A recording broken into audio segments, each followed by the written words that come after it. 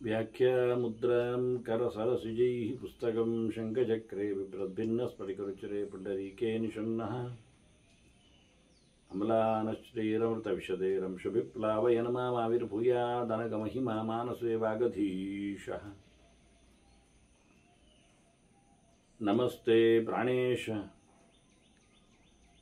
प्रणतविभवाय वनिमगाः नमस्वामिन् रामप्रियतमनमन् गुरुगुणा नमस्तुभ्यं भीमप्रबलतमकृष्णेष्टभगवन् नमः श्रीमन्मध्वप्रदिश सुदर्शन्नो जय जय श्रीगुरुभ्यो नमः। नारायणं सुरगुरुं जगदेकनाथं भक्तप्रियं सकललोकनमस्कृतं च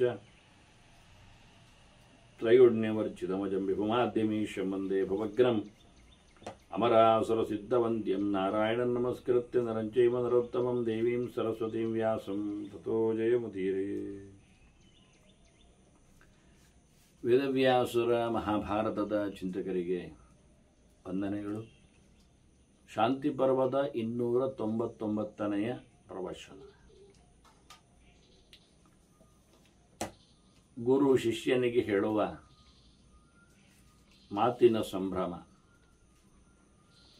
ಅದರಲ್ಲಿಯೂ ಮೋಕ್ಷ ಧರ್ಮ. ತಪಸ್ಸೇ ಬ್ರಹ್ಮಚರ್ಯಕ್ಕೆ ಕಾರಣ ಅಂತ ಹೇಳುತ್ತಾ ಭಗವದೆಡೆಗೆ ಸಾಗಲು, ಎಲ್ಲವನ್ನು ತೊರೆಯಲು ಅದೇ ಧರ್ಮ ಶ್ರೇಷ್ಠ ಅನ್ನುವ ಮೂಲಕ ಧರ್ಮರಾಜನಿಗೆ ಭೀಷ್ಮರು ಅವರ ಸಂವಾದವನ್ನು ತಿಳಿಸಿಕೊಟ್ಟರು. ಏನು ತಪಸ್ಸಿನಿಂದ ಸಿಗುವ ಬಗೆ ಅನ್ನುವಲ್ಲಿ ತ್ರೈಲೋಕ್ಯ ಪ್ರಕೃತಿಯಿಂದೇಹಿ ತಪಸ್ಸುವಂತೆ ಮಹೇಶ್ವರಂ, ಮಹತ್ತತ್ವಕ್ಕೂ ಸ್ವಾಮಿಯಾಗಿ ನಿಂತವ ಮಹೇಶ್ವರ. ಮಹತ್ತತ್ವ ಮತ್ತು ಈಶ ಬ್ರಹ್ಮರುದ್ರರು, ಅವರಿಗೂ ವರವನ್ನು ಕೊಟ್ಟವ, ಅವರಿಗೂ ಜ್ಞಾನವನ್ನು ಆನಂದವನ್ನು ನೀಡುವವ. ಅಂತಹ ಭಗವಂತ ಮಹಾತ್ಮರನಿಸಿಕೊಂಡ ಎಲ್ಲ ಇಂದ್ರಾದಿ ದೇವತೆಗಳಿಗೆಲ್ಲ ಒಡೆಯನಾಗಿ ನಿಂತ ಭಗವಂತನನ್ನು ಆತ ಚೆನ್ನಾಗಿ ಪಡೀತಾನೆ. ಈ ದೇವರ ವೈಭವ ಏನು ಕೇಳಿದರೆ ತ್ರೈಲೋಕ್ಯ ಪ್ರಕೃತಿ. ಅವನು 3 ಪ್ರಕಾರದ ಜೀವರಿಗೂ, ಲೋಕ ಅಂದರೆ ಜೀವರು ತಾನೆ, ಸಾತ್ವಿಕರು, ರಾಜಸರು, ತಾಮಸರು ಅಂತ. ಹಾಗಾಗಿ 3 ವಿಧದ ಜೀವರಿಗೂ ಅವನು ಕಾರಣನಿದ್ದಾನೆ. ಅವರ ಸ್ವಭಾವಗಳನ್ನು ಅವ ನಿಯಂತ್ರಣಗೊಳಿಸ್ತಾ ಇರ್ತಾನೆ. ದ್ರವ್ಯಂಕರ್ಮಚ ಕಾಲಶ್ಚ ಸ್ವಭಾವೋ ಜೀವಯೇವ ಚೇತನುಗ್ರಹತಃ ಸಂತಿ ಅಂತ. ಈ 3 ಲೋಕಗಳನ್ನು ಆತ ನಿರ್ಮಾಣ ಮಾಡಿದ್ದಾನೆ. ಭೂರ್ಲೋಕ ಕಥಿತತ್ ಪದ್ಭ್ಯಾಂ ಭುವರ್ಲೋಕಸ್ತು ನಾಭಿತಃ ಸ್ವರ್ಲೋಕಸ್ತು ತಥಾ ಮೂರ್ಧ್ನಿ ಇತಿವಾ ಲೋಕಕಲ್ಪನಾ ಅಂತ ಕೆಳಗಿನ, ಮೇಲಿನ, ನಡುವಿನ ಎಲ್ಲ ಲೋಕಗಳ ಸೃಷ್ಟಿಯನ್ನು, ಅಲ್ಲಿನ ಎಲ್ಲ ಜೀವಜಾತಗಳನ್ನೆಲ್ಲ ನಡೆಸಿಕೊಟ್ಟಿದೆ. ಇಂತಹ ಸೃಷ್ಟಿಯನ್ನು ನಡೆಸುವ ಸರ್ವೋಚ್ಚನಾದ ಸರ್ವತತ್ವಗಳ ಒಡೆಯನಾದ ಭಗವಂತನನ್ನು ಅವರೆಲ್ಲರ ಪರಿವಾರದ ಜೊತೆಯಲ್ಲಿ ತಪಸ್ಸಿನ ಒಂದು ಸಾಧನೆಯಲ್ಲಿ ಕೊನೆಗೆ ಆತ ಕಾಣುತ್ತಾನೆ, ಪಡಿತಾನೆ ಅಂತ ತಿಳಿಸ್ತಾನೆ. ಪ್ರಧಾನವಾಗಿ ಚಿಂತನೆಗಳು, ಜ್ಞಾನ, ಈ ಸಾಧನೆ, ತಪಸ್ಸು ಅದು ದೇವತೆಗಳಲ್ಲಿ ನಿಂತಿದೆ. ಅಸುರರು ತಪಸ್ಸಿನ ವಿರೋಧಿಗಳು, ಸಾಧನೆಯನ್ನು ನಡೆಸದವರು. ಅವರು ಅದಕ್ಕೆ ವಿಘ್ನವನ್ನು ಕೊಡುವವರು. ನಡೆಸುತ್ತಾ ಇದ್ರೆ ತಾವು ಮಾಡುವುದಿಲ್ಲ, ಮತ್ತೊಬ್ಬರಿಗೆ ಮಾಡಲಿಕ್ಕೆ ಬಿಡುವುದಿಲ್ಲ. ಅಂಥವರು ಕೆಟ್ಟವರು. ತಪೋಹಿ ಅಧಿಷ್ಠಿತಂ ದೇವೈ, ದೇವತೆಗಳದನ್ನು ಎತ್ತಿ ಹಿಡಿತಾರೆ, ದೇವತೆಗಳಲ್ಲಿ ಅದು ನೆಲೆಗೊಂಡಿದೆ. ತಪೋಗ್ರಂ ಅಸುರೈ ತಮಃ, ಕಪ್ಪು ಕತ್ತಲೆ, ಆನಂತರ ಅದಕ್ಕೆ ಸಂಬಂಧಪಟ್ಟಂತಹ ನಿದ್ದೆ, ಆಲಸ್ಯ, ಅಜ್ಞಾನ ಪ್ರಧಾನವಾಗಿ ಇವೆಲ್ಲ ಅಸುರರ ಸೊತ್ತುಗಳು. ಅವರದನ್ನೆಲ್ಲ ಹಾಳು ಮಾಡುವವರು. ತಪಸ್ಸನ್ನು, ಜ್ಞಾನವನ್ನು, ಚಿಂತನೆಯನ್ನು, ಸಾಧನೆಯನ್ನು ಇವನ್ನೆಲ್ಲ ದೂರಗೊಳಿಸುವವರು. ಹೀಗಾಗಿ ಅತ್ಯಂತ ಪ್ರಶಸ್ತವಾದಂತಹ ಜ್ಞಾನ, ತಪಸ್ಸು ಅಂದರೆ ಆಲೋಚನೆ ಅಂತಲೂ ಅರ್ಥ. ಅದನ್ನು ಪಡಲಿಕ್ಕೆ ಬೇಕಾಗಿರತಕ್ಕಂತಹ ದೈಹಿಕವಾದಂತಹ ತಪಸ್ಸು ಅಂದರೆ ನಿಗ್ರಹಾದಿಗಳು ಅಂತಲೂ ಅರ್ಥ. ಅದಕ್ಕೆ ಅನುಕೂಲಕರವಾದಂಥ ಅಧ್ಯಯನ ಅದು ವಾಚಿಕವಾಗಿಯೂ. ಹಾಗಾಗಿ ತ್ರಿವಿಧವಾದ ತಪಸ್ಸುಗಳು ದೇವತೆಗಳಲ್ಲಿ ಮಡುಗಟ್ಟಿದೆ. ಯಾರಲ್ಲಿ ಓದು ಇಲ್ಲ, ಯಾರಲ್ಲಿ ಜಪತಪ ಅನುಷ್ಠಾನ ಇಲ್ಲ, ಯಾರಲ್ಲಿ ಒಳ್ಳೆಯ ರೀತಿಯಾಗಿರತಕ್ಕಂಥ ಎಚ್ಚರ ಇಲ್ಲ, ಅವರು ನಿಜವಾಗಿ ಅಸುರರು, ಕೆಟ್ಟವರು. ಏತದ್ ದೇವಾಸುರೈ ಗುಪ್ತಂ, ಇದು ಅವರವರದನ್ನು ಚೆನ್ನಾಗಿ ಉಳಿಸಿಕೊಂಡಿದ್ದಾರೆ, ಬೆಳೆಸಿಕೊಂಡಿದ್ದಾರೆ. ಅವರ ಪಾಳೆಯದಲ್ಲಿ ಅದನ್ನು ಬಿತ್ತರಿಸಿದ್ದಾರೆ. ಹಾಗಾಗಿ ಅಸುರರು ಬಹಳ ಚೆನ್ನಾಗಿ ತಮ್ಮ ಜನವನ್ನು ಮಾಡಿಕೊಳ್ತಾರೆ. ಅವರಿಗೆ ಅಜ್ಞಾನ ಬೋಧನೆ ಅಂದರೆ ತಪ್ಪು ಕಲ್ಪನೆಯನ್ನು ಹೇಳಿಕೊಡ್ತಾರೆ. ದೇವರ ಬಗ್ಗೆ ತಿಳಿಯಲಿಕ್ಕೆ ಬಿಡುವುದಿಲ್ಲ.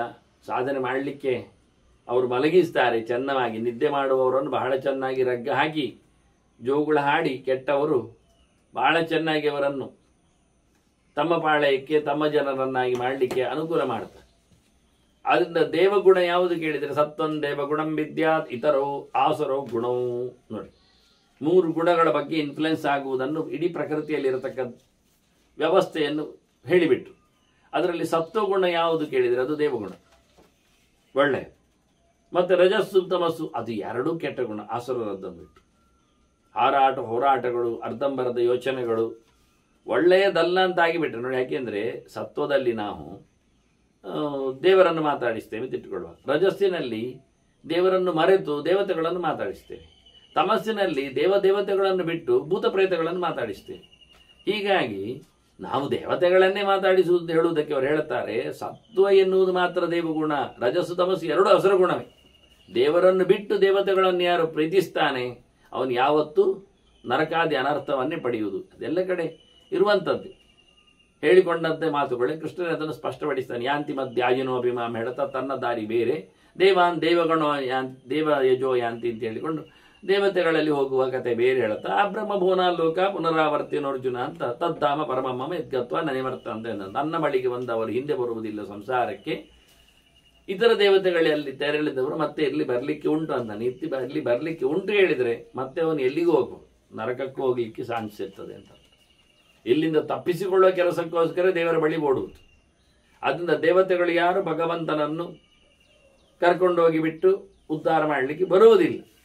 ಅವರನ್ನೇ ನಂಬಿದರೆ, ಅವರನ್ನೇ ಸರ್ವೋಚ್ಚ ಅಂತ ಹೇಳಿಕೊಂಡು ಉಪಾಸನೆ ಮಾಡಿದರೆ ಅದು ದೇವಿಯಾಗಲಿ ದೇವತೆಗಳೇ ಆಗಲಿ ಅಂತೂ ಪರಮಾತ್ಮನನ್ನು ಹೊರತುಪಡಿಸಿ, ನಾರಾಯಣನನ್ನು ವಿಷ್ಣುವನ್ನು ಹರಿಯನ್ನು ಹೊರತುಪಡಿಸಿ ಅವನನ್ನು ಹೊರಗಿಟ್ಟು ಇನ್ಯಾರನ್ನು ಸಹ ಏನು ಮಾಡಿದ್ರು ಅದು ಅಸುರರ ಗಣದ ಕಥೆ ಎಂದು ಹೇಳಿಕೊಂಡು. ಅದರಿಂದ ರಾಜಸ ತಾಮಸ 2 ಭೂಮಿಕೆಗಳಲ್ಲಿನ ಪೂಜೆ ಪುನಸ್ಕಾರ ಜಪ ತಪ ಅನುಷ್ಠಾನ ಮತ್ತೊಂದು ಇನ್ನೊಂದು ಯಾತ್ರೆ, ದೇಗುಲಗಳ ಯಾತ್ರೆ, ಎಲ್ಲಿ ಇಂತಹ ದೇಗುಲಗಳೇ ಹೆಚ್ಚಿರ್ತಾವೋ, ದೇವರನ್ನು ಮರೆತಿರತಕ್ಕಂಥ ದೇವರೇ ಇಲ್ಲದಂತಹ ದೇಗುಲಗಳು, ಪ್ರತಿಷ್ಠೆಗಳು, ಪೂಜೆ ಪುನಸ್ಕಾರಗಳು, ರಿಚುವಲ್ಸ್ಗಳಿದ್ರೆ ಅಲ್ಲಿ ಹೋದ್ರೂ ಪ್ರಯೋಜನ ಇಲ್ಲದ ಕೆಲಸ ಅಂತ ಹೇಳಿಬಿಡ್ತಾರೆ. ಅದು ಅಸುರರದಲ್ಲಿ ಇರುವುದು ಆಸುರ ಭಾವಗಳೇ, ಅವರದ್ದೇ ಕಾರವಾರ ಗುಣ ಅಂತಾನೆ. ಬಹಳ ಸುಂದರವಾಗಿ ನೀವು ಯಾವ ಬಗೆಯಿಂದ ಅದು ಬಹಳ ಏನ್ಷಂಟ್ ಪುರಾತನ ಮತ್ತೊಂದಿನ ಏನು ಹೇಳಿಕೊಂಡ್ರೆ ಈಗ ಅದನ್ನು ನಾವು ಯಾವ ಕಂಡೀಷನಲ್ಲಿ ಇಟ್ಕೊಂಡಿದ್ದೀವಿ ಅದು ಕೆಲಸ ಆಗುವಂಥ. ಈಗ ಆಗುವಂಥ ಕಥೆಗಳು ದೇವರನ್ನು ಮರೆತೇ ಆಗಿರುವುದರಿಂದ ಯಾವುದು ಸಹ ಮನುಷ್ಯನನ್ನು ಉದ್ಧಾರ ಮಾಡುವುದಿಲ್ಲ. ಅದು ದೇವಗುಣ ಅಲ್ಲ, ಅದು ರಾಸುರ ಗುಣ. ಸತ್ವಂ ಮನಃ ತಥಾ ಬುದ್ಧಿ ದೇವಾಹ ಇತ್ಯಭಿಶಬ್ದಿತಾ. ಮನಸ್ಸು, ಬುದ್ಧಿ, ಸತ್ವ, ದೇವ ಇವೆಲ್ಲ ಒಂದೇ, ಒಳ್ಳೆಯದನ್ನು ಹೇಳತಕ್ಕ ಶಬ್ದಗಳು. ಇದು ಒಳ್ಳೆಯದು ನಿಜವಾಗಿ. ಅದರಿಂದ ಮನಸ್ಸು ಬುದ್ಧಿ ಎಲ್ಲ, ಅದರಿಂದ ದೊಡ್ಡವರನ್ನು ಕೆಲವೊಮ್ಮೆ ಕರೆಯುವಾಗ ಬುದ್ಧಿ ಸ್ವಲ್ಪ ಕೇಳಿ ಅಂತಾರೆ. ಬುದ್ಧಿ ಅಂದರೆ ದೊಡ್ಡವರು, ಒಳ್ಳೆ ಬುದ್ಧಿಯುಳ್ಳವರು ಅಂತ ಅರ್ಥ, ದೇವಗುಣದವರು ಅಂತ ಅರ್ಥ. ಆ ಶಬ್ದಗಳು ಪ್ರಯೋಗ ಮಾಡುವಾಗ ಮನಸ್ವಿ ಅಂತಾರೆ ವ್ಯಕ್ತಿಯನ್ನು, ಒಳ್ಳೆ ಮನುಷ್ಯ ಅಂತಲೂ ಅಂತಾರೆ. ಅದು ಮನುವಿನ ಕುಲದಲ್ಲಿ ಬಂದದ್ದು ಅಂತ ಇಟ್ಕೊಂಡು, ಆದರೂ ಮನುವಿಗೂ ಮನು ಯಾಕೆ ಹೇಳಿದ್ದು, ಒಳ್ಳೆ ಮನಸ್ಸು ಉಂಟು ಅಂತ ಅರ್ಥ. ಹಾಗಾಗಿ ಮನಸ್ಸು, ಮನೋಹರ ಎಲ್ಲ ಹೇಳುವಲ್ಲಿ ಎಲ್ಲ ಉತ್ತಮತನವನ್ನು ಉಲ್ಲೇಖ ಮಾಡ್ತಾರೆ, ಸತ್ವವನ್ನು ಉಲ್ಲೇಖ ಮಾಡ್ತಾರೆ. ಅದರಿಂದ ಕೆಟ್ಟವರಿಗೆ ಬುದ್ಧಿ ಇಲ್ಲ, ಅವನು ಅಮನಸ್ಕ ವಿಮನಸ್ಕ ಅಂತ ಹೇಳುತ್ತಾರೆ. ಅಸತ್ವ ಅಸತ್ ಎಲ್ಲ ಕರೀತಾರೆ ಅವನನ್ನು. ಹೀಗಾಗಿ ಇಂಥದ್ದು ತೈರೇವಹಿ ವೃತಃ ತಸ್ಮಾ ಜ್ಞಾತ್ವೈವಂ ಪರಮಂ ಪದ. ಅದರಿಂದ ಈ ಒಳ್ಳೆಯ ಮನಸ್ಸಿನಿಂದ, ನಿಶ್ಚಿತವಾದ ಬುದ್ಧಿಯಿಂದ, ದೇವತೆಗಳ ಸಹಾಯದಿಂದ ಸತ್ವಗುಣವನ್ನು ಪ್ರವೃದ್ಧಿಗೊಳಿಸಿ ಸಾತ್ವಿಕವಾದ ಆಹಾರಗಳು ಹಿಂದೆ ಹೇಳಿ ಆಯ್ತದನ್ನು. ಅದರಿಂದಾಗಿ ಅವನು ಭಗವಂತನೆಡೆಗೆ ಚೆನ್ನಾಗಿ ತಿಳಿದು ಹೋಗಲಿಕ್ಕೆ ಬರ್ತದೆ, ಉತ್ತಮವಾದ ಪದವಿಯನ್ನು ಅದ ಪಡಿತಾನೆ. ಇದಕ್ಕೋಸ್ಕರ ಮೊದಲು ಮಾಡಬೇಕಾದ ಏನು ಸಾಧನೆ, ಮತ್ತೊಮ್ಮೆ ಗುರು ಹೇಳುತ್ತಾನೆ, ನಿದ್ರಾಂ ವಿಕಲ್ಪೇತಾ ಸತಾಂ. ಮೊದಲಿಗೆ ಬಿಡಬೇಕಾದ ಏನು ಅಂದರೆ ಬಿದ್ದುಕೊಳ್ಳುವುದು. ಸಿಕ್ಕಿದ್ದಲ್ಲಿ ನಾಯಿಯಾಗಿ ಹೀಗೆ ಮುರುಟಿಕೊಂಡು ಬೀಳ್ಕೊಳ್ತಾನೆ. ಮನುಷ್ಯನ ಮೊದಲ ತತ್ವ ತಪ್ಪು ಏನು ಕೇಳಿದರೆ ಇಷ್ಟೇ, ಪ್ರವೃತ್ತಿ ಇಲ್ಲ, ಪ್ರ ಅಂದರೆ ಪ್ರಕರ್ಷವಾದ, ಪ್ರ ಅಂದರೆ ಪರಮಾತ್ಮನಡೆಗೆ, ಪ್ರ ಅಂದರೆ ಪೂರ್ವವಾದ, ಉದಾತ್ತವಾದ, ಒಳ್ಳೆಯ, ನಮ್ಮನ್ನು ತುಂಬಿಸಿಕೊಳ್ಳುವ, ತುಂಬಿರುವ, ಇದಕ್ಕೆಲ್ಲ ಪ್ರವೃತ್ತಿ ಅಂತಾರೆ. ಮನುಷ್ಯನಲ್ಲಿ ಪ್ರವೃತ್ತಿ ಇಲ್ಲ, ಯಾವುದಕ್ಕೂ ಒಳ್ಳೆಯದೆಡೆಗೆ ಅವನಿಗೆ ಸಾಗತಕ್ಕಂಥ ಪ್ರಯತ್ನಶೀಲತೆ ಇಲ್ಲ, ತನ್ನಲ್ಲಿ ಅಂತಹ ಕಸುವಿದೆ, ಬಲ ಇದೆ ಅನ್ನತಕ್ಕಂತಹ ಎಚ್ಚರ ಇಲ್ಲ. ಅದು ಹೇಳಿ ಬರುವುದು ಅಲ್ಲ, ಇದ್ದದ್ದನ್ನು ಉಪಯೋಗಿಸಿಕೊಳ್ಳುವ ವ್ಯವಸ್ಥೆ, ಅಭ್ಯಾಸವೇ. ಒಂದು ಸಣ್ಣ ಕತೆ ಹೇಳುತ್ತೇನೆ, ಇನ್ನೊಮ್ಮೆ ನಡೆದಿತ್ತದು. ಮರಿ ಆನೆ ಹುಟ್ಟಿದ ಒಬ್ಬ ಆನೆ ಮಾವುತ, ಭಾಳ ಚೆನ್ನಾಗಿದ್ದಾನೆ. ಆನೆ ಮಾವುತ ಅಂದ ತಕ್ಷಣ ಕೇಳೋದು ಬೇಡಲ್ಲ, ಚೆನ್ನಾಗಿರ್ತಾನೆ, ಗಟ್ಟಿ ಇರ್ತಾನೆ. ಅದು ಮರಿಗೆ ಹಾಕಿದ್ವು ಆನೆ. ಇವ ಮರಿಯ ಜೊತೆಯಲ್ಲಿ ಆಡ್ತಾ ಇದ್ದ. ನಾವು ಅದನ್ನು ಎತ್ತಿಕೊಳ್ಳುವುದೇನು, ಅದು ಅಭ್ಯಾಸ ಆಗ್ತದೆ. ಬೆನ್ನಿ ಮೇಲೆ ಕಾಲಾಗಿ ಕೂತ್ಕೊಳ್ಳೋದು ಅಮೋನಿ, ಅದನ್ನು ದೂಡುವುದೇನು, ಎಳೆಯುವುದೇನು ಎಲ್ಲ ಮಾಡ್ತಾ ಇದ್ದ. ಇದನ್ನು ದಿನ ಇಡೀ ಅವನ ಪ್ರಾಕ್ಟೀಸ್ ಅಂದರೆ, ಅವನ ಆಟ ಅಂದರೆ ಇದು ಎಷ್ಟು ಜೋರಾಯಿತು ಕೇಳಿದರೆ, ಆನೆ ಬೆಳೆಯಿತು, ಇವು ಅದರ ಜೊತೆಯಲ್ಲಿ ಆಡೋದನ್ನು ನಿಲ್ಲಿಸ್ತಾ ಇಲ್ಲ. ಆನೆಯನ್ನು ದೂಡುತ್ತಾನೆ, ಆನೆ ಇವನನ್ನು ದೂಡುತ್ತದೆ, ಆನೆಯನ್ನು ಎತ್ತುತ್ತಾನೆ, ಬೆಳೆದಿದೆ ಆನೆ. ಅದನ್ನು ಬೆನ್ನಲ್ಲಿ ಹಾಕಿಕೊಂಡು ಎತ್ತಿಕೊಂಡು, ಮಂಡೆ ತಲೆ ಮೇಲೆ ಹಾಕಿಕೊಂಡು ಎತ್ತಿಕೊಂಡು ನನ್ನ ಅಡಿಯಲ್ಲಿ ಹೋಗಿ ನಿಂತರೆ, ಕೃಷ್ಣ ಹಾಗೆ ಮಾಡಿದ್ದಲ್ಲ, ಕುವಲಯ ಪೀಠವನ್ನು ಗೋಳಾಡಿಸಿದ ಕತೆ ಹಾಗೆ. ಅದರ ಬಂಜಿ ಮಧ್ಯಕ್ಕೆ ಹೋಗಿ ಅದರ ಅಡಿಯಾಗಿ ನಿಂತರೆ, ಹೊಟ್ಟೆ ಅಡಿಯಲ್ಲಿ ನಿಂತರೆ ಅದಕ್ಕೆ ಏನು ಮಾಡಿದರೂ ಸಿಗುವುದಿಲ್ಲ. ಸೊಂಡಿಲು ಒಳಗೆ ಬರುವುದಿಲ್ಲ, ಬಾಲಕ್ಕೆ ಸಿಗುವುದಿಲ್ಲ, ಕಾಲಿಗೆ ಆಗುವುದಿಲ್ಲ. ಅವ ಮಧ್ಯದಲ್ಲಿ ಅದರ ಹೊಟ್ಟೆಗೆ ಹೋಗಿ ಒತ್ತುತ್ತಾ ಇದ್ದ, ಹೊಡಿತಾ ಇದ್ದ ಅಡಿಯಿಂದ. ಹೀಗಾಗಿ ಅದು ಸುತ್ತು ತಿರುಗಿದ್ರೆ ಅವನ ಒಳಗೆ ಅಡಿಯಲ್ಲಿ ಸುತ್ತು ತಿರುಗ್ತಾ ಕೂತ್ಕೊಂಡಿದ್ದಾನೆ. ಕೃಷ್ಣನದು 12 ವರ್ಷದವ, ಬಹಳ ಎತ್ತರ ಗಾತ್ರದ ಆನೆ. ಅದನ್ನು ಹಾಗೆ ಗೋಳಾಡಿಸಿದ್ದಾನೆ. ಹಾಗೆ ಅದು ಹಣ್ಣುಗಾಯಿ ನೀರುಗಾಯಿ ಆಗಿ ಮತ್ತೆ ಧರೆಗುರುಡಿ ಸತ್ತಿದೆ, ಅದು ವಿಷಯ ಬಿಡಿ. ಅದರಂತೆ ಇವ ಆನೆಯನ್ನು ಬಹಳ ಚೆನ್ನಾಗಿ ಆಡಿಸುವುದು, ಓಡಿಸುವುದು, ದೂಡುವುದು, ಎಡೆಯುವುದು, ಮಲಗಿದಾಗ ಅದನ್ನು ಎಳ್ಕೊಂಡು ಹೋಗುವುದು, ಅದರ ಮೇಲೆ ಹಾರುವುದು ಎಲ್ಲ ಮಾಡಿ ಭಾರಿ ಜೋರಾಗಿ ಆನೆ ಜೊತೆಯಲ್ಲಿ ಫೈಟಿಂಗ್, ಜಟ್ಟಿಯಾಗಿ ಬಿಟ್ಟಿದ್ದಾನಿವ. ಇದೆಲ್ಲ ಸುದ್ದಿ ಹೋಗಿದೆ. ಆಗ ಹೌದಾ ನೋಡ್ಬೇಕು, ಬಹುಮಾನ ಕೊಡ್ತೇನೆ ಅಂತ ರಾಜ ಘೋಷಣೆ ಮಾಡಿ ಬರಲಿಕ್ಕೆ ಹೇಳಿದ. ಎಲ್ಲಿಯೂ ಹಳ್ಳಿಯವ ಬಂದವ, ತೋರಿಸಿದ ತನ್ನ ರಿಹರ್ಸಲ್ ಎಲ್ಲ ಗಮ್ಮತ್ತು ಮಾಡಿದ. ಬಹಳ ಜನ ಅಂಗಳದಲ್ಲಿ ಸೇರಿದರು. ರಾಜ ನೋಡಿದ, ಖುಷಿಪಟ್ಟ, ಭಾರಿ ಖುಷಿ ಆಯಿತು. ನಾನು ನಿನಗೆ ಬಹುಮಾನ ನಾಳೆ ಕೊಡುತ್ತೇನೆ ಅಂತ ಹೇಳಿ ಎಷ್ಟೋ ಒಂದು ದೊಡ್ಡ ಮೊತ್ತದ ವಸ್ತುಗಳನ್ನೆಲ್ಲ ಇಟ್ಟಿದ್ದಾನೆ. ಈ ಯಾವಾಗಲೂ ಎಲ್ಲ ಒಳ್ಳೆಯದಲ್ಲಿಯೂ ಕೈ ಎಳೆಯುವವರು ಇರ್ತಾರೆ, ಎಲ್ಲ ಕೆಟ್ಟದ್ರಲ್ಲಿಯೂ ನಿಲ್ಲಿಸುವವರು ಇರ್ತಾರೆ, ಎರಡೂ ಇರ್ತಾರೆ. ಆದರೆ ನಿಲ್ಲಿಸುವುದು, ನಡೆಸುವುದು ಅವರಿಗೆ ಬಿಟ್ಟದ್ದು. ಎತ್ತ ವಾಲ್ತಾನೆ ಗೊತ್ತಿಲ್ಲ. ಒಳ್ಳೆಯದು ಮಾಡುವಾಗ ಕೆಲವು ಮನೆ ಮಂದಿಗಳಲ್ಲೇ ಕೆಲವರು ವಿರೋಧಿಗಳಿರ್ತಾರೆ. ದೊಡ್ಡ ದೊಡ್ಡ ಹೋಟೆಲ್ ಸಾಹುಕಾರರು ಇರ್ತಾರೆ, ತುಂಬ ದುಡ್ಡುಗಳಿರ್ತಾರೆ. ಯಾವುದೋ ಕುಡಿಯೋರಿಗೆಲ್ಲ ಬೇಕಾದಷ್ಟು ಹಂಚುತ್ತಾರೆ, ಎಸಿತಾರೆ. ಆದರೆ ಒಳ್ಳೆಯವ ಸಿಕ್ಕಿದ ತಕ್ಷಣ ಅವರಿಗೆ ಕೈ ಕೊಡುವಾಗ ಮಕ್ಕಳೆಲ್ಲ ಅಡ್ಡ ಬರ್ತಾರೆ, ಹೆಂಡತಿಯರೆಲ್ಲ ಕಾಲಿ ಎಳಿತಾರೆ, ಸಂಬಂಧಿಗಳೆಲ್ಲ ಕೇಳಿಕೊಳ್ಳುತ್ತಾರೆ, ಎಂಥ ಕರ್ಮಕ್ಕೆ, ಎಂಥದಕ್ಕೆ, ಏನಾಗ್ತದೆ, ಹಾಗೆ ಹೀಗೆ ಅಂತ. ಅಲ್ಲಿ ಕೊನೆಗೆ 10 ಕೊಡುವಲ್ಲಿ 1 ಕೊಡುವುದಿಲ್ಲವ. ಇದು ನಡೆದ ಘಟನೆಗಳು ಆಗ್ತಾ ಇರ್ತವೆ. ಅದು ಯಾರಿಗೆ ಯಾವುದು ಎಷ್ಟು ಲಭ್ಯವಿರ್ತದೆ ಅದು ಭಗವಂತನಿಗೆ ಸಂಬಂಧಪಟ್ಟಿದೆ, ಅದು ವಿಷಯ ಬೇರೆ. ಆದರೆ ಕೆಲವರು ಒಳ್ಳೆ ರೀತಿಯಿಂದ 10 ಮಾಡಲಿಕ್ಕೆ ಹೋಗಿ 100 ಮಾಡಿಸುವವರಿದ್ದಾರೆ. ಮಾಡಿರಿ, ಇರಲಿ, ಒಳ್ಳೆದಾಯಿತು. ಅದರಿಂದ ಒಳ್ಳೆ ಕರ್ಮಗಳನ್ನು ಮಾಡಿಸುವವರಿದ್ದಾರೆ, ನಿಲ್ಲಿಸುವವರಿದ್ದಾರೆ. ಕೆಟ್ಟ ಕರ್ಮವನ್ನು ನಡೆಸುವವರಿದ್ದಾರೆ, ನಿಲ್ಲಿಸುವವರಿದ್ದಾರೆ. ಕೆಟ್ಟದ್ದು ನೋಡಿ, ವಿಭೀಷಣ ರಾವಣ ಹನುಮಂತನನ್ನೇ ಸಾಯಿಸಲಿಕ್ಕೆ ಹೊರಟ. ಆಗ ವಿಭೀಷಣ ಹೇಳ್ತಾನೆ, ದೂತರನ್ನೆಲ್ಲ ಸಾಯಿಸುವುದು ಸಮಾನ, ಮತ್ತೆ ಎಂತಾದರೂ ಕೀಟಲೆ ಮಾಡಬಹುದಷ್ಟು, ಹಾಗಾದ್ರೆ ಬೆಂಕಿ ಕೊಡುವ ಅವನಿಗೆ ಬಾಲಕ್ಕೆ ಅಂತ. ಸರಿ, ಎಂಥ ಮಂಗಗಳಿಗೆ ಎಂಥ ಖುಷಿ ಅಂತ ಕೇಳಿ, ಮಂಗಗಳಿಗೆ ಬಾಲಗೌಜಿ ಅಂತಾರೆ. ಅದು ಹಾರಲಿಕ್ಕೆ ಎಲ್ಲ ಪ್ರಾಕ್ಟೀಸಿಗೆ ಬೇಕು, ಅದಕ್ಕೆ ಬ್ಯಾಲೆನ್ಸಿಗೆ ಬೇಕು. ಹಾಗಾದರೆ ಅದು ಬಾಲ ಇಲ್ಲದೆ ಸುಟ್ಟು ಕರಕಲಾಗಿ ಹೋಗಲಿ ಅಂತ ಬಾಲಕ್ಕೆ ಬೆಂಕಿ ಹೊಟ್ಟ. ಅದೆಲ್ಲ ಆಗಲಿಲ್ಲ ಬಿಡಿ. ಅಂತೂ ಹಾಗೆ ಏನಾದರೂ ಒಂದು ವಿರೂಪ ಅಂದರೆ ಎಲ್ಲ ದೊಡ್ಡ ಹಾಳು ಮಾಡುವಾಗ ವಿಭೀಷಣ ನಿಲ್ಲಿಸಿ ಸಣ್ಣ ಹಾಳಿಗೆ ಹೋದವು. ಕೆಲವೊಮ್ಮೆ ಕೆಟ್ಟದ್ದನ್ನು ನಿಲ್ಲಿಸುವರಿದ್ದಾರೆ, ಒಳ್ಳೆಯದನ್ನು ನಿಲ್ಲಿಸುವರಿದ್ದಾರೆ, ಬೇಕಾದಷ್ಟುಗಳು. ಅದರಿಂದ ಕೆಟ್ಟದ್ದನ್ನು ನಿಲುಗಡೆ ಮಾಡುವುದು ಬಹಳ ಕಡಿಮೆ ಜನ, ಬೆರಳೆಣಿಕೆ ಮಂದಿ ಅಷ್ಟೇ. ನಿಲ್ಲಿಸುವವರು ಕಡಿಮೆ, ನಿಲ್ಲುವುದು ಕಡಿಮೆ. ಒಳ್ಳೆಯದನ್ನು ನಿಲ್ಲಿಸುವವರು ಕಂಡಾಬಟ್ಟೆ ಜನ, ನಿಲ್ಲುವುದೇ ಜಾಸ್ತಿ. ಎಲ್ಲಿಯೋ 1-2 ಮಾತ್ರ ತಪ್ಪಿ ಮುಂದೆ ಹೋಗ್ತದೆ ವಾಸ್ತವವಾಗಿ. ಹಾಗಾಗಿ ಅಲ್ಲಿ ಮಂತ್ರಿಯ ಯಾರೋ ಒಬ್ಬ ಪಿತೂರಿ ಮಾಡಲಿಕ್ಕೆ ಹೋಗಿ ರಾಜ ಕೊಡತಕ್ಕ ಬಹುಮಾನವನ್ನು ನಿಲ್ಲಿಸಿದ. ಒಂದು ಕೆಲಸ ಮಾಡುವ ರಾಜರೇ ಅಂತ, ಈಗ ನಾವು ನಾಡದ್ದು ನಮ್ಮದೊಂದು ಹುಟ್ಟಿದಬ್ಬ ಉಂಟಲ್ಲ, ಆವತ್ತು ಅವನಿಗೆ ಸನ್ಮಾನ ಮಾಡುವ. ಅದೊಂದು 10-12 ದಿವಸದ ನಂತರ ಬರ್ತದೆ. ಆಗ ಗೌಜಿ ಇರ್ತದೆ. ಆಗ ಒಂದು ದಿವಸ ಆ ದಿವಸ ಅವನನ್ನು ಮತ್ತೆ ಪುನಃ ನಾವೆಲ್ಲ ಪ್ರೇಕ್ಷಕ ವರ್ಗ ಇನ್ನಷ್ಟು ಕರೆದು ಪಕ್ಕದ ರಾಜ್ಯದ ರಾಜನನ್ನೆಲ್ಲ ಕರೆದು ಅವನಿಗೆಲ್ಲ ತೋರಿಸಿ ನಾವನಿಗೆ ಅವನ ಎದುರು ಗಿಫ್ಟ್ ಎಲ್ಲ ಕೊಡುವ ಅಂತ ಹೇಳಿದ. ಆಯಿತು ಅಂತ ರಾಜ ಹೇಳಿದ. ಟ್ರಿಕ್ಸ್ ಅಂತ ಕೇಳಿದರೆ ಅಷ್ಟು ಮಾಡಿ ಅಷ್ಟು ಹೇಳಿ ಅವನಿಗೆ ಹೇಳಿದರು ಮಾವುತನಿಗೆ, ನಿನ್ನ ಆನೆಯ ಜೊತೆಯಲ್ಲಿ ನಿನ್ನ ಕಾದಾಟ ಹೋರಾಟ ಓಡಾಟ ಎತ್ತಿಕೊಳ್ಳುವ ಕಥೆಯೆಲ್ಲ ಇನ್ನು 12 ದಿವಸದ ನಂತರ ಆಗ್ತದೆ, ಇಲ್ಲಿ ಆಗಬೇಕು. ಪಕ್ಕದ ರಾಜರು ಅವರೆಲ್ಲ ಬರಲಿಕ್ಕಿದ್ದಾರೆ, ಆಗ ತೋರಿಸಿಬಿಡು ನೀನು. ಈಗ ನೀನು ಬಹಳ ಚೆಂದಾಗಿ ನಿನಗೊಂದು ನಾವು ಗೆಸ್ಟ್ ಹೌಸ್ ಕೊಟ್ಟಿದ್ದೇವೆ, ಅಲ್ಲಿ ನೀನು ಇದ್ದು ಬಿಡು. ಆನೆ ನಮ್ಮ ಅರಮನೆಯಲ್ಲಿ ಉಳಿದ ಆನೆಗಳ ಜೊತೆಯಲ್ಲಿ ಉಳಿದವರೆಲ್ಲಿದ್ದಾರೆ, ಬೇಕಾದ್ರೆ ನೀನು ಬಂದು ಹೋಗು ನೋಡಲಿಕ್ಕೆಲ್ಲ. ಇಲ್ಲ ಪರವಾಗಿಲ್ಲ, ನೀನು ಊರೆಲ್ಲ ಸುತ್ತಲಿಕ್ಕಿದ್ರೆ ನಿನಗೆ ಊರೆಲ್ಲ ತೋರಿಸಲಿಕ್ಕೆ ನಾವು ಜನ ಅರೇಂಜ್ಮೆಂಟ್ ಎಲ್ಲ ಮಾಡ್ತೇವೆ, ಗಾಡಿ ಎಲ್ಲ ಕೊಡ್ತೇವೆ, ಆನೆ ಲಾಯದಲ್ಲಿ ಇರಲಿ ಅಂತೇಳಿ ಆನೆಯನ್ನು ಲಾಯಕ್ಕೆ ಹಾಕಿದರೆ ಅವನನ್ನು ಗೆಸ್ಟ್ ಹೌಸಿಗೆ ಹಾಕಿ ಕೂತ್ಬಿಟ್ರು. ಗಮ್ಮತ್ನಲ್ಲಿ ಅವನು ಖುಷಿಯಲ್ಲಿದ್ದ, ಮೆರಿತಾ ಇದ್ದ, ತಿನ್ನಲಿಕ್ಕೆ ಕುಡಿಲಿಕ್ಕೆ ಎಲ್ಲ ಬಹಳ ಖುಷಿಯಲ್ಲಿ ಅವನಿಗೆ ಕೊಡ್ತಿದ್ರು, ಎಲ್ಲ ನೋಡ್ತಿದ್ದ ಹೋಗ್ತಿದ್ದ, ಎಲ್ಲ ಊರು ತಾನೆ, ಅರಮನೆ ತಾನೆ, ರಾಜವೈಭವ. ಈ ಆನೆಗೂ ಎಲ್ಲ ಆನೆಗಳ ಜೊತೆಯಲ್ಲಿ ರಾಜವೈಭವ, ಗಮ್ಮತ್ತೇನು, ಅರಮನೆಯ ಫುಡ್, ತಿನ್ನಲಿಕ್ಕೇನು, ಕಥೆಯೇನು, ಹೊಡಿಲಿಕ್ಕೇನು, ಓಡಲಿಕ್ಕೇನು, ಬರಲಿಕ್ಕೇನು, ಈ ಥರ ಆನೆಗಳೆಲ್ಲ ಇದ್ದವಲ್ಲಿ ಅವುಗಳೊಟ್ಟಿಗೆಲ್ಲ ಗಮ್ಮತ್ತೇ ಗಮ್ಮತ್ತು, ತುಂಬ ಮಾವತ್ತು.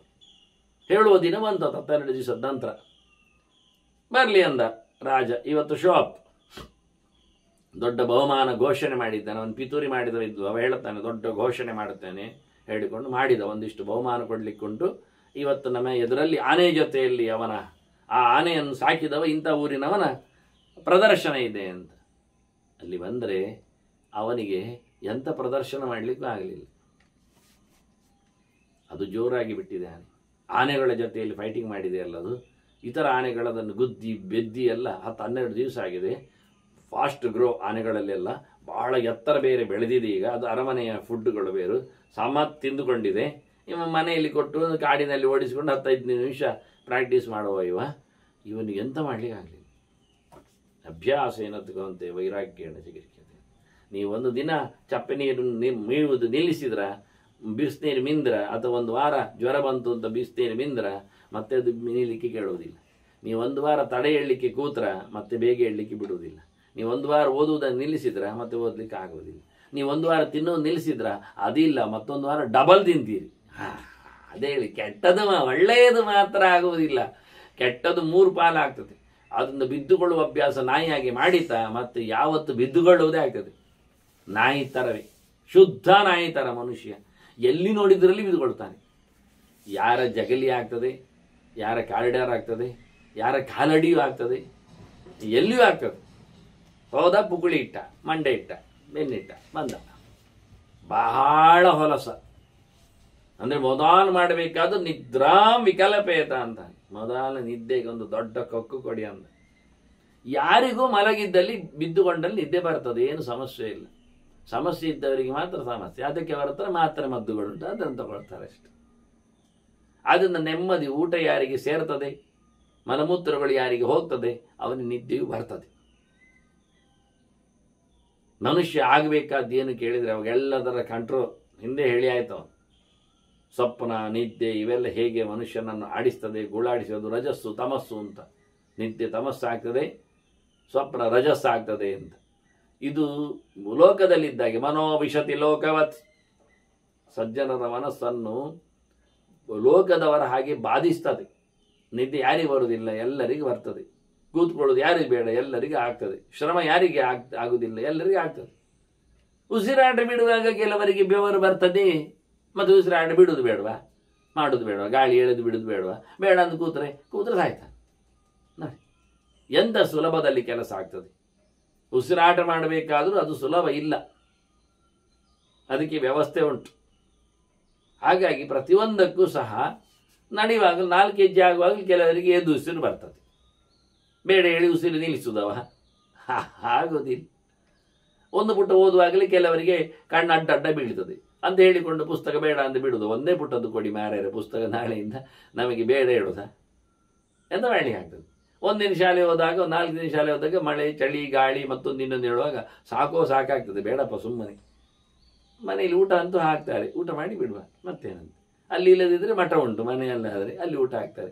ಇಲ್ಲಾಂದ್ರೆ ಯಾರಂತಾದ್ರೂ ಕೇಳುದು, ನಟ್ಟುದು, ಬೊಟ್ಟುದು ಸಿಗ್ತದ ನೋಡುದು, ಯಾರು ಹಾಕ್ಯ ಪ್ರಯೋಜನ ಆಗಲಿ. ಸ್ವಾಭಿಮಾನ ಬೇಕು ಮನುಷ್ಯನಿಗೆ. ಸುಮ್ಮನೆ ಹಾಕ್ತಾರೆ ಅಂತ ತಿನ್ನುವುದಲ್ಲ, ಕೊಡ್ತಾರೆ ಅಂತ ನಟ್ಟುವುದಲ್ಲ, ಪಡೆಯುವುದಲ್ಲ.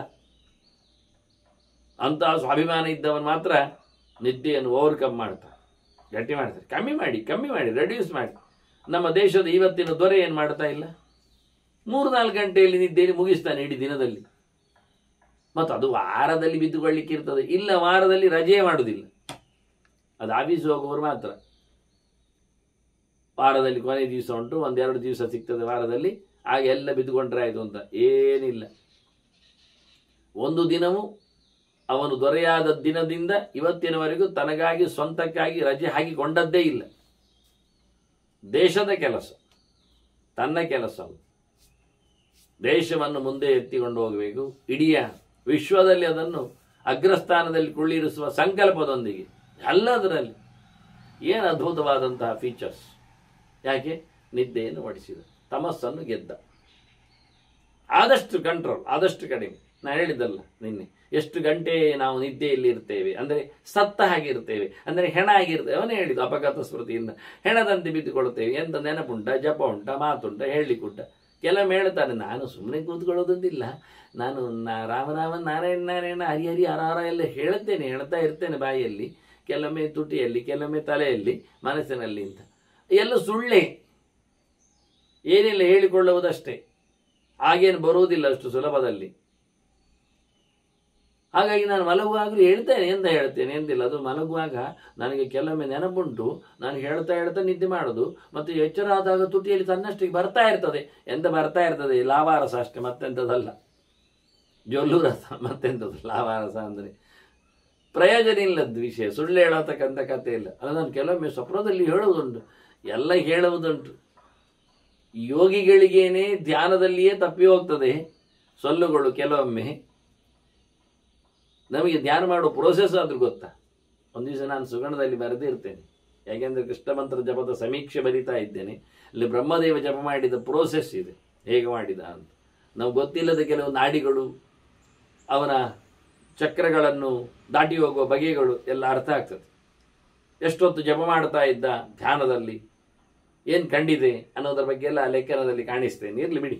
ಹಾಗೆ ನಿದ್ದೆಯನ್ನು ಅಂತರಾಳೇತದದ್ಬುದ್ಧ ಸ್ಮರೇತ ಬಹುಶೋ ಹರಿಂ. ಎಷ್ಟು ಸುಂದರವಾಗಿದೆ ಆಚಾರ್ಯರ ಒಂದು ಸ್ಮೃತಿ, ಮಧ್ವಾಚಾರ್ಯ ಕೊಟ್ಟ ಸದಾಚಾರ ಸ್ಮೃತಿ. ಹಗಲಾಯ್ತಲ್ಲ ಅಂತಾರೆ. ಮತ್ತೆ ರಾತ್ರಿ ಹೇಗಿರಬೇಕು ಅಂದರೆ, ರಾತ್ರಿ ಅಂದರೆ ನಿದ್ದೆ ಬರ್ತದೆ ಅಂತಾದಾಗ ನಿದ್ದೆ ಮಾಡಬೇಕು ಅಂತ ಅವ್ರು ಹೇಳೋದು.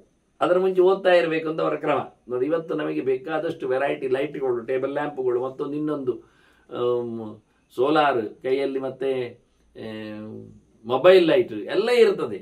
ಆಗ ಬುಡ್ಡಿ ದೀಪಗಳು ಬಹಳ ಕಷ್ಟದ್ದು, ಎಣ್ಣೆ ದೀಪ, ಗಾಳಿ ಬಂದಾಗ ನಂದಿ ಹೋಗ್ತದೆ ಬೇರೆ, ಇಡ್ಲಿಕ್ಕೆ ಜಾಗ, ತಾಣ, ಎಣ್ಣೆ, ಪಸೆ, ಆಗಲೂ ಇರುವೆಗಳೆಲ್ಲ ಇದ್ದವು. ಆದರೂ ರಾತ್ರಿಯೂ ಸಹ ನಿದ್ದೆ ಬರುವವರೆಗೂ ಓದ್ತಿದ್ದ. ಅಲ್ಲಿಗೆ ಮತ್ತೆ ಪುಸ್ತಕ ಮುಚ್ಚುದು, ದೀಪ ಶಾಂತ ಮಾಡೋದು, ಮಲಗುದು. ಮತ್ತೇನು ಹೇಳ್ತಾರೆ ಅವರು, ಅಲ್ಲಿ ಮುಗಿಲಿಲ್ಲ. ಅವನು ಮತ್ತೆ ಹೇಳ್ತಾನೆ, ಮಧ್ಯದಲ್ಲಿ ಎಚ್ಚರ ಮಾಡಿಕೊಳ್ಳಬೇಕಂತ. ಅಂತರಾಳೆ ತತ್ವದ ಬುದ್ಧ ಉದ್ಬುದ್ಧ, ಅಲ್ರಾಮ್ ಇಡುವುದೆಲ್ಲ, ಸಹಜವಾಗಿಯೇ ತಾನು ಎಚ್ಚರ ಆಗುವಂಥ ನೆಲೆಯಲ್ಲಿ ಜೀವನನ್ನು ದುಡಿಸಿಕೊಳ್ಳಬೇಕು. ಒಳಗೆ ಹೋದ ಜೀವನನ್ನು ಮೇಲಕ್ಕೆ ತರುವ ಕೆಲಸ ಮಾಡುವ ಕೆಲಸ ಆಗಬೇಕು. ನಾಡಿಯಲ್ಲಿ ಬಂಧನದಲ್ಲಿ ಕೂತವನ ಇದು ಕೆಲಸ ಹೇಳಿದ್ನ. ಕಣ್ಣಿನಲ್ಲಿ ಕೂತು ಜೀವನನ್ನು ಹೇಗೆ ನಾವು ಕೆಳಗೆ ಇಳಿಸ್ತೇವೆಯೋ ಬಲಾತ್ಕಾರದಲ್ಲಿ, ಆಚಾರ್ಯ ಹೇಳಿದದು ಜಾರಿದಾಗ ಅಂತ, ನಾವು ಬಲಾತ್ಕಾರದಲ್ಲಿ ಇಳಿಸುವುದು.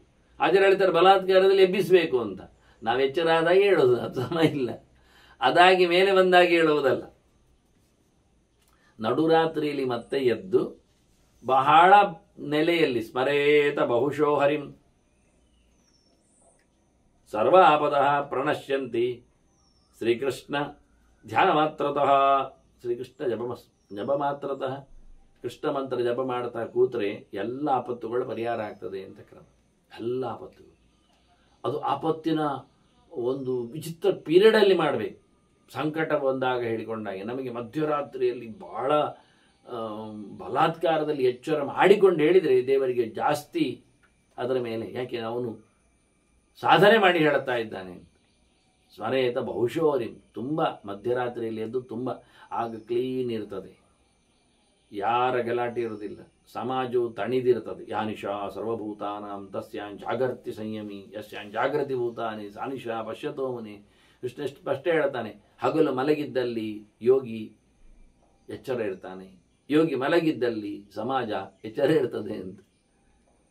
ಹಾಗಾಗಿ ಸುತ್ತಮುತ್ತಲೇನಿಲ್ಲ ನೀರವಾದ ಪ್ರಶಾಂತವಾದ ವಾತಾವರಣದಲ್ಲಿ ಮತ್ತೆ ಬಲಾತ್ಕಾರದಲ್ಲಿ ಭಗವಂತನನ್ನು ತನ್ನೊಬ್ಬನೇ ಕಾಣುವ ಚಿಂತನೆಗೈಯುವ ಕತೆ.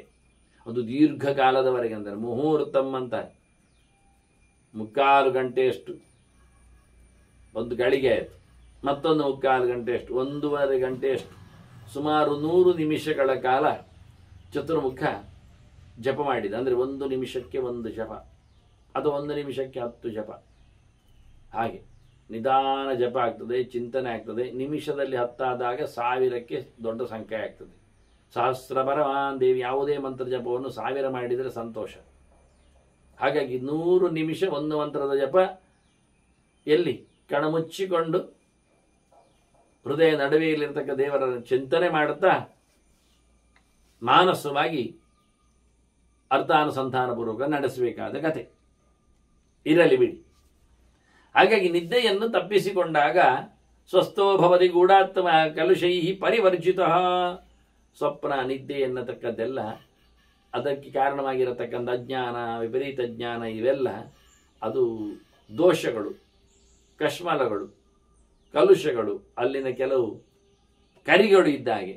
ಅವುಗಳಿಂದ ಅವನು ದೂರನಾಗ್ತಾನೆ, ಭಗವಂತನಡೆಗೆ ಸಾಕ್ತಾನೆ. ಪರಸ್ವ ಅನಿರುದ್ಧ ಮೈತಿ ನಾಮ ಚತುಷ್ಟಯಂ ಸ್ವಹ ಅಂದರೆ ಭಗವಂತ.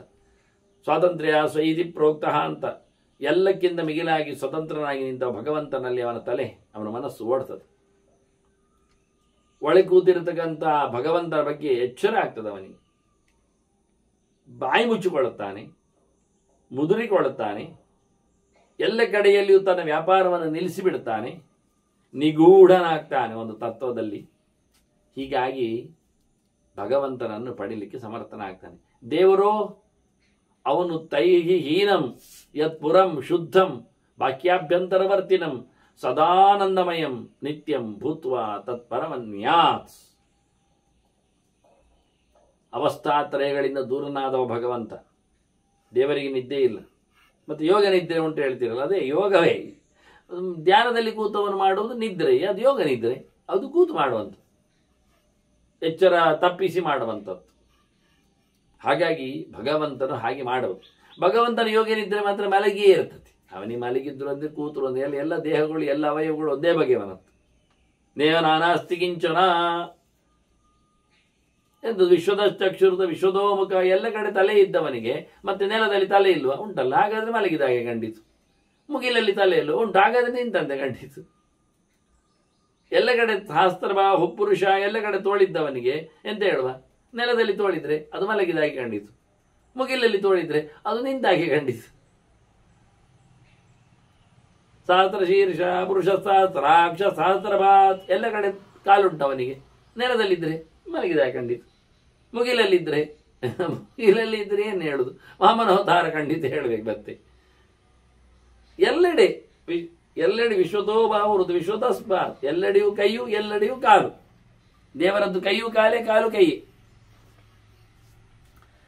ಅದನ್ನೆಲ್ಲ ಕಡೆ ತುಂಬಿರತಕ್ಕಂಥ ಆನಂದ ಪರಿಪೂರ್ಣನಾದ ಭಗವಂತನನ್ನು ನಿರಂತರವಾಗಿ ಚಿಂತನೆ ಮಾಡುವ ಮೂಲಕ ಅವನ ಎತ್ತರತನವನ್ನು ಅಭ್ಯಾಸ ಮಾಡಿದರೆ ಅವನ ಬೆನ್ನ ಹಿಂದೆ ಹೋಗಲಿಕ್ಕೆ ಬರ್ತದೆ. ಸರ್ವಸ್ಥಂ ಯೋಗಹೀನಂ ತತ್ತು ವಿಷ್ಣುವಾಕ್ಯಂ ಪರಮಂ ಪದಂ. ಸರ್ವತ್ರ ವ್ಯಾಪ್ತವಾದ ಎಲ್ಲೆಡೆ ಪ್ರವೇಶ ಮಾಡಿದ ಸಂಗತಿಯನ್ನು ವಿಷ್ಣು ಅಂತ ಕರಿತೇವೆ ನಾವು. ವೇವೇಷ್ಟಿ ಅಂದರೆ ಆ ವ್ಯಾಪಿಸಿದೆ ಅಂತ, ವಿಶತಿ ಅಂದರೆ ಒಳಗಿದೆ ಅಂತ. ಅಂತಹ ವಿಷ್ಣು ಅಂತ ಹೇಳತಕ್ಕಂಥ ಪರಮೋಚ್ಚವಾದ ಪರಮಸ್ವರೂಪ ಭಗವಂತನನ್ನು, ಎಲ್ಲೆಡೆ ಇರುವವನನ್ನು, ಎಲ್ಲ ಸಂಬಂಧಗಳಿಂದ ದೂರ ಆದವನನ್ನು.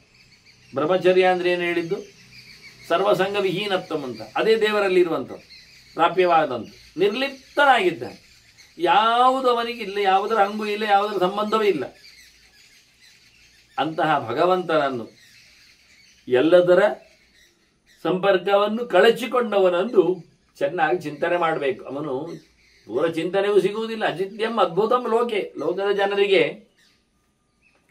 ಸಾಮಾನ್ಯ ದರ್ಶನಗಳಿಗೂ ಅವನೊಂದು ವಿಸ್ಮಯ, ಅವನ ಅಚ್ಚರಿ. ಅಚ್ಚರಿಯೊಳಚ್ಚರಿಯು ಭಗವದೆಚ್ಚರವು. ದೇವರ ಚಿಂತನೆ ಎನ್ನುವುದಷ್ಟು ಸುಲಭದ್ದಲ್ಲ, ಪರಮಾಶ್ಚರ್ಯ. ಆಶ್ಚರ್ಯವತ್ ಪಶ್ಯತಿ ಕಶ್ಚಿದೇನಂ. ಈ ರೀತಿಯಾಗಿ ಅಂತಹ ಭಗವಂತನ ಬಗ್ಗೆ ತಿಳಿಯುವುದು. ಆ ದೇವರು ಏನು ಮಾಡ್ತಾರೆ ಅಂದರೆ ಇಡೀ ಜಗತ್ತನ್ನು ಜ್ಞಾನೇನ ಪರಿವರ್ತದೆ, ಲೋಕದಲ್ಲಿ ಅವನು ಇಚ್ಛಾ ಮಾತ್ರ ಪ್ರಭೋ ಸೃಷ್ಟಿ ಹೇಳಿಕೊಂಡಾಗೆ ಇಡೀ ಜಗತ್ತನ್ನು ಬಹಳ ಸುಂದರವಾಗಿ ವ್ಯಾಪಿಸಿರುತ್ತಾನೆ, ಸೃಷ್ಟಿ ಮಾಡಿರ್ತಾನೆ, ತುಂಬಿರುತ್ತಾನೆ. ಜಗತ್ತಿನ ಜನವು ಅವನನ್ನು ಅದೇ ರೀತಿಯಲ್ಲಿ ತಿಳ್ಕೊಂಡಿರ್ತಾರೆ ಯೋಗ್ಯರು. ಅದೇ ರೀತಿಯಾಗಿ ಭಗವಂತನನ್ನು ತಮ್ಮ ಜ್ಞಾನದಿಂದ ಆವರಿಸಿಕೊಂಡು ಹೊತ್ತುಕೊಂಡಿತ್ತು. ದೇವರ ಅರಿವು, ದೇವರ ಇರವು, ದೇವರ ಪ್ರಾಪ್ತಿ ಜ್ಞಾನದ ಮೂಲಕ ಚಿಂತನೆಯಲ್ಲಿ. ಬ್ರಹ್ಮತತ್ ಪರಮಂ ಜ್ಞಾನಂ ಅಮೃತಂ ಜ್ಯೋತಿ ಅಕ್ಷರಂ, ನಾಶವಿರದ ಪರಂಜ್ಯೋತಿ, ಅದು ಬ್ರೈಟ್, ಅದು ಬೆಳಗಿನ ಪುಂಜ ರಾಶಿ. ಆ ತೇಜೋ ರಾಶಿಯಲ್ಲಿ ದೇವರ ರೂಪ ಕಾಣಲಿಕ್ಕೆ ಉಂಟು ಬಹಳ ಚಂದವಾಗಿ. ಅದೇ ಬ್ರಹ್ಮನಿ ಕಂಡ ದೇವ ರೂಪದಲ್ಲಿ 2 ಕೈ ಇತ್ತು, ಕೊಳಲಿತ್ತು, ಹಳದಿ ಬಟ್ಟೆ ಇತ್ತು, ಕಪ್ಪು ಬಣ್ಣ ಇತ್ತು ಅವನಲ್ಲಿ. ಹಾಗಾಗಿದ್ದ ಭಗವಂತನನ್ನು, ಒಂದು ಚೂರು ನ್ಯೂನತೆ ಇಲ್ಲದ ದೇವರನ್ನು, ಶಾಶ್ವತನಾದ ಭಗವಂತನನ್ನು, ಸಾವು ನೋವುಗಳಿಲ್ಲದ ಪರಮೋಚ್ಚವಾದ ತತ್ವವನ್ನು ಚಿಂತನೆ ಮಾಡಲಿಕ್ಕೊಂಡು ನೋಡ್ಲಿಕ್ಕೊಂಡು ಯಾರು ಈ ರೀತಿಯಾಗಿ ತಿಳ್ಕೊಳ್ತಾನೆ, ವಿದುಹು ಜೀವಿತ ಭಾವಿತಾತ್ಮಾನಃ ತೇಯಾಂತಿ ಪರಮಾಂಗತಿ. ಪರಿಶುದ್ಧವಾದ ಭಕ್ತಿಯಿಂದ, ಜ್ಞಾನದಿಂದ ಸಹಕೃತವಾದಂತಹ ಒಂದು ಸಾಧನೆಯಿಂದ ಯಾರು ದೇವರನ್ನು ನಂಬಿ ಅವನ ಸಮಾರಾಧನೆಯನ್ನು ನಡೆಸ್ತಾರೆ,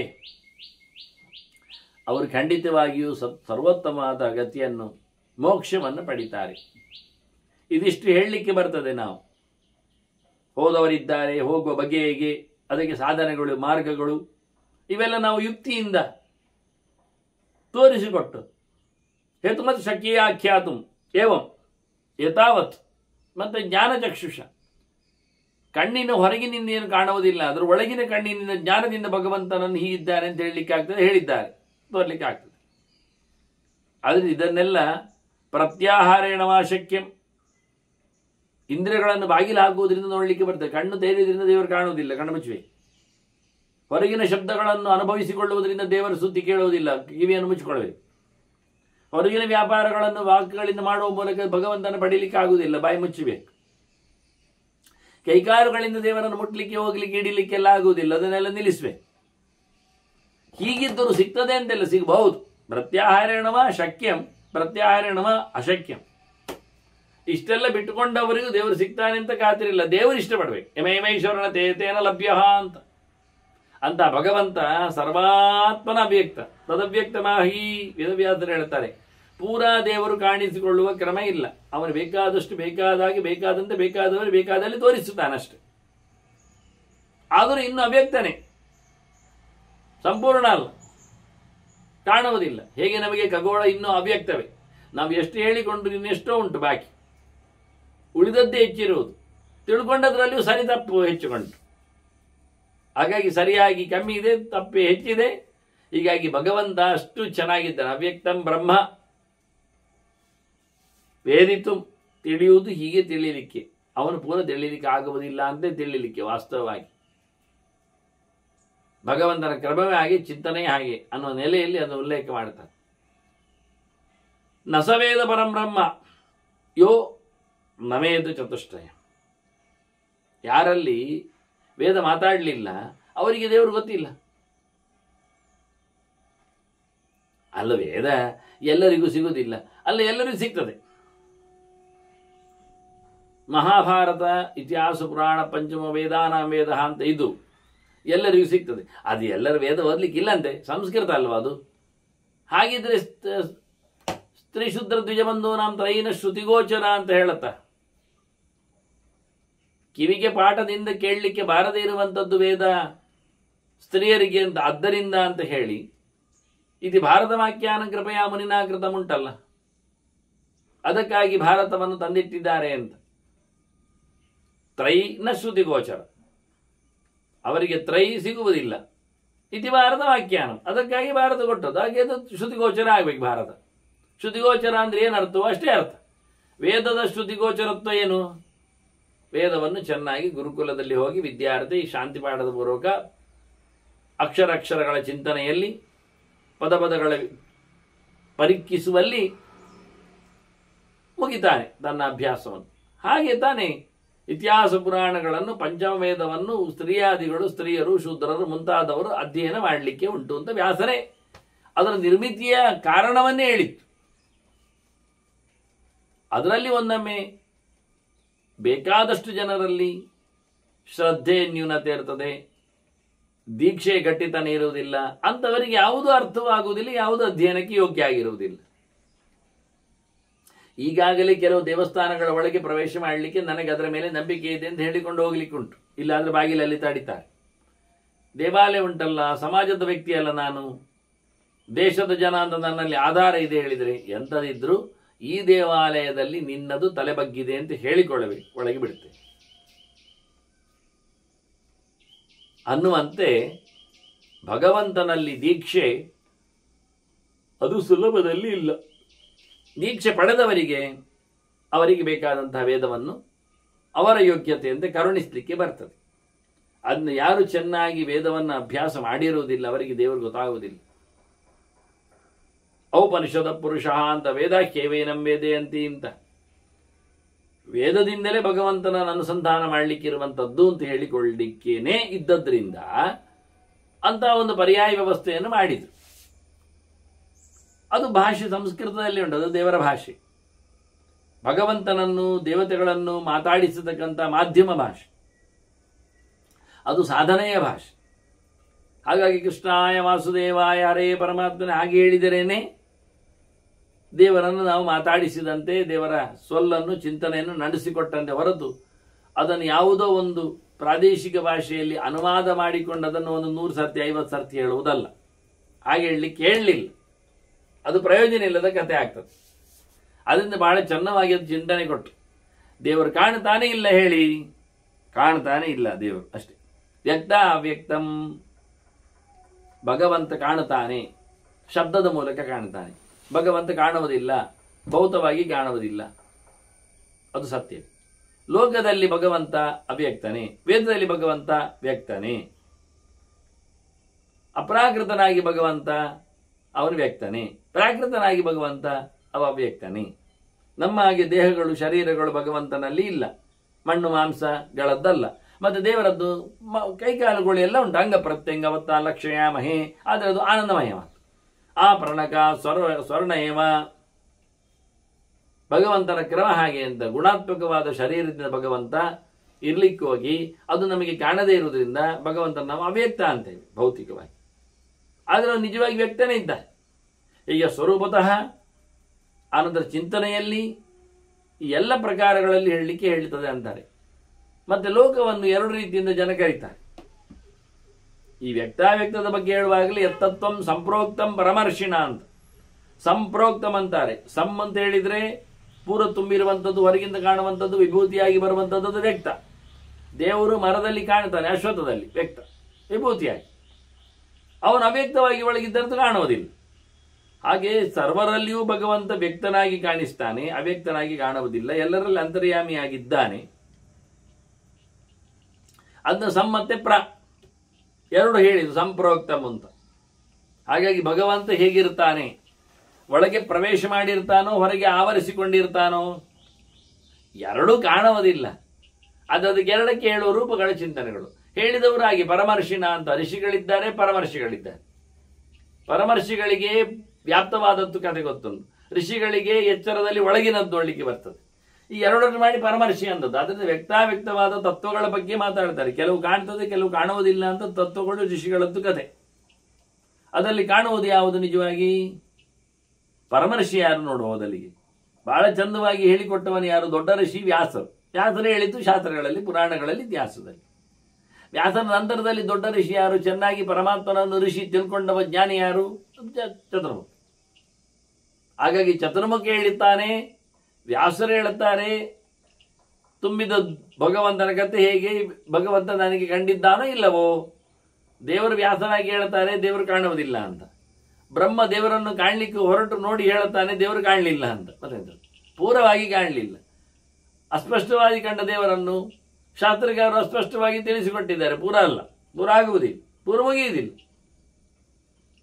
ಹೀಗಾಗಿ ಭಗವಂತನ ವ್ಯಕ್ತಾವ್ಯಕ್ತತ್ವ ಧರ್ಮವನ್ನು ಉಲ್ಲೇಖ ಮಾಡ್ತಾ ಲೋಕದಲ್ಲಿ ವ್ಯಕ್ತ ಏನು? ವ್ಯಕ್ತಂ ಮೃತ್ಯುಮುಖಂ ವಿದ್ಯಾತ್ ಅವ್ಯಕ್ತಂ ಬ್ರಹ್ಮ ಶಾಶ್ವತ. ಸಾಯಲು ಹೊರಟರೆ ಅದು ವ್ಯಕ್ತ ಅಂತ ಅರ್ಥ ಲೋಕದಲ್ಲಿ. ಅವ್ರು ಹೇಳುದು ನೀನು ದೇವರನ್ನು ಕಾಣಿಸಲು ಹೊರಟರೆ, ನೋಡಲು ಹೊರಟರೆ ಅವನು ಮತ್ತೆ ಸಾಯುವುದಿಲ್ಲ. ಆದ್ರಿಂದ ಅದು ಅವ್ಯಕ್ತ ಮಾರ್ಗ. ವ್ಯಕ್ತ ಮಾರ್ಗ ಲೋಕದಲ್ಲಿ ತಿರುಗುವುದು, ಸಾವನ್ನು ಬಯಸುವುದು. ಕಾಣ್ತದೆ, ಎಲ್ಲರೂ ಮಾಡುವುದೇ ಕಾಣ್ತದೆ. ಎಲ್ಲರೂ ತಿನ್ನುತ್ತಾರೆ, ತಿರುಗ್ತಾರೆ, ಸಾಯ್ತಾರೆ, ತೆರಳುತ್ತಾರೆ. ಅವ್ಯಕ್ತವಾದದ್ದು ಈ ಜಪತಪ ಅನುಷ್ಠಾನಗಳೆಲ್ಲ ಅವ್ಯಕ್ತವಾಗಿರ್ತದೆ, ಒಳಗಿಂದ ಮಾಡಿ ಬರುದು. ಯಾರಾದ್ರೂ ಹೊರಗೆ ಬಂದಾಗ ಕೇಳ್ತಾರ? ಅಂಗಿ ಆಗದಿದ್ರೆ ಕೇಳ್ತಾರೆ, ತಲೆ ಬಾಚದಿದ್ರೆ ಕೇಳ್ತಾರೆ, ವಾಚ್ ಕಟ್ಟದಿದ್ರೆ ಕೇಳ್ತಾರೆ, ಮೊಬೈಲ್ ತಾರದಿದ್ರೆ ಕೇಳ್ತಾರೆ, ಕೊಡೆ ಹಿಡಿಯದಿದ್ರೆ ಕೇಳ್ತಾರೆ. ಹೊರಗಿನಿಂದ ಅವರಿಗೆ ಬೇಕು, ಊಟ ಆಗದಿದ್ರು ಕೇಳ್ತಾರೆ, ಊಟ ಆಯ್ತಾ, ಊಟ ಆಗ್ಲಿಲ್ಲ, ಹೋಗಿ ಮಾಡಿ. ಯಾರು ಇವನ್ ಮನೆಯಿಂದ ಹೇಳಿ ಬಿಡ್ಲಿಕ್ಕೆ ಗಮ್ಮತ್ತಿರ್ತದೆ. ಹಾಗಾಗಿ ಹೊರಗಿನಿಂದ ಏನೆಲ್ಲ ನಮ್ಮದು ವ್ಯಾಪಾರ ವ್ಯವಹಾರಗಳಿವೆ ಅದನ್ನೆಲ್ಲ ಪ್ರಶ್ನಿಸುವವರು, ಕೇಳುವವರು, ಹೇಳುವವರೆಲ್ಲಿದ್ದಾರೆ. ಮಕ್ಕಳು ಬಂದ್ರ, ಅವರು ಸತ್ರ ಎಲ್ಲ ಕೇಳಲಿಕ್ಕೆ. ಅವ್ಯಕ್ತವಾದದ್ದನ್ನು ಕೇಳೋದೇ ಇಲ್ಲ. ನೀವು ಇವತ್ತು ಜಪ ಮಾಡಿದ್ದೀರಾ, ಯಾರು ಕೇಳೋದಿಲ್ಲ, ಅದು ಅವ್ಯಕ್ತ. ಮಾಡಿದ್ರೇನು ಮಾಡದಿದ್ರೇನು, ಹೇಳದಿದ್ರೇನು ಹೇಳಿದ್ರೇನು, ಯಾರು ಕೇಳಲಿಕ್ಕಿಲ್ಲ, ಹೇಳಲಿಕ್ಕಿಲ್ಲ. ಎಂತ ಜಪ ಮಾಡಿದ್ರಿ, ಅದು ಇನ್ನೂ ಅವ್ಯಕ್ತ. ಅದು ಹೇಳಲಿಕ್ಕಿಲ್ಲ, ಕೇಳಲಿಕ್ಕಿಲ್ಲ, ಹೇಳುವುದಿಲ್ಲ, ಕೇಳುವುದಿಲ್ಲ. ನೀವು ನಾರಾಯಣ ಹೇಳಿ ಬರಲಿಲ್ವಾ, ಹೇಗೆ ಊಟ ಮಾಡಿದ್ರಿ, ಯಾರು ಕೇಳ್ತಾರೆ ಆ ಪ್ರಶ್ನೆ? ಇಲ್ಲವೇ ಇಲ್ಲ. ಅದನ್ನು ಅವ್ಯಕ್ತವಾದ ವಿಷಯಗಳೇ ಬೇರೆ, ವ್ಯಕ್ತವಾದ ವಿಷಯಗಳು ಬೇರೆ. ವ್ಯಕ್ತದಲ್ಲಿ ಇಷ್ಟೇ ಇರೋದು. ವ್ಯಕ್ತವಾದ ಗೋಪುರಗಳು, ಗೌಜಿ ಗದ್ದಲಗಳು, ಏನು ಅದ್ಭುತವಾದಂತಹ ಜೀರ್ಣೋದ್ಧಾರ, ಕೋಟಿಗಟ್ಟಲೆ ಖರ್ಚು, ಜನರು ಬಂದಿದ್ದಾರೆ, ಪ್ರಾಕಾರ ಪ್ರದರ್ಶನ ಮಾಡಬೇಕಾದ ಚಿನ್ನಾರಗಳು. ಒಂದಿಷ್ಟು ಶಿಲ್ಪಿಗಳಿಗೆ ಕೆಲಸ ಆಯಿತು, ಮರದ್ದಾಗಲಿ ಕಲ್ಲಿದ್ದಾಗಲಿ. ಅವರ ಬದುಕು ಹಸನ ಆಯಿತು, ವೈಭವ ಆಯಿತು. ಆದರೆ ಒಂದು ಕಷ್ಟ, ಅವ್ರ ಮುಂದಿನ ಪೀಳಿಗೆಗಳೇ ಬೈದುಕೊಂಡಾವು. ಶಿಲ್ಪಿ ಮರಿಮೊಟ್ಟೆ ಸಂತಾನಗಳಿಗೆಲ್ಲ ಪೆಟ್ಟು ಬಿತ್ತು. ಯಾಕೆ? ಇನ್ನು ಹೊಡೆಯುವುದೆಲ್ಲಿ, ಕೆತ್ತುವುದೆಲ್ಲಿ, ಇವರೆಲ್ಲ ಮಾಡಿ ಮುಗಿಸಿ ಆಗಿದೆ. ಅದು ಶಾಶ್ವತ. ಕಲ್ಲಿನ ಗೋಪುರಗಳಾಗಲಿ ಇವೆಲ್ಲ ಸಾವಿರಾರು ವರ್ಷ ಬದುಕುವಂಥದ್ದು. ಆದರೆ ಇನ್ನು ಮುಂದಕ್ಕೆ ಕಲ್ಲಿನ ಶಿಲ್ಪಿಗಳಿಗೆ ಕೆಲಸ ಇಲ್ಲ, ಮರಗಳಿಗೆ ಮರಗಳೇ ಇಲ್ಲ. ಮರಗಳೇ ಇನ್ನು ಮುಂದೆ ಇಲ್ಲದಿದ್ದಾಗ ಆ ಶಿಲ್ಪ ಎಲ್ಲಿ ಬರಬೇಕು? ಇನ್ನು ಲೋಹದ ಕತೆಗೆ ಅದು ತೀರಾ ವಿರಳ ಸಿಗುವಂಥದ್ದು. ಹೀಗಾಗಿ ನಾವು ಅದ್ದೂರಿಯಾಗಿ ವ್ಯಕ್ತವಾದ ಗೋಪುರ ಗುಮ್ಮಟಗಳನ್ನೆಲ್ಲ ಕಟ್ಟಿಯಾಯ್ತು, ದೊಡ್ಡದು ಮಾಡಿ ಆಯಿತು. ಅವ್ಯಕ್ತವಾದ ದೇವರು.